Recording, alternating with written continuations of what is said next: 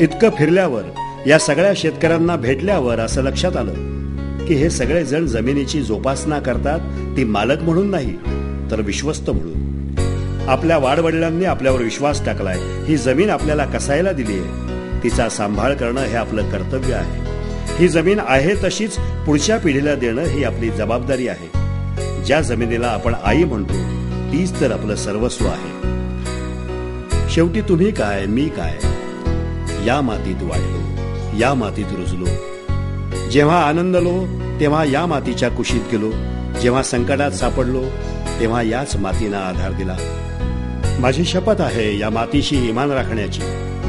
रसायनाचं विष या मातीला मी पाजणार नाही. मी, तुम्ही, आपण सगळेच आज एकत्र येऊ आणि सेंद्रिय शेतीच्या दिशेनं पहिलं पाऊल टाकू. माझा विश्वास आहे काळ्या आईला आनंद होईल. माझा विश्वास आहे ही आई आपल्याला विकासाच्या दिशेनं घेऊन जाईल.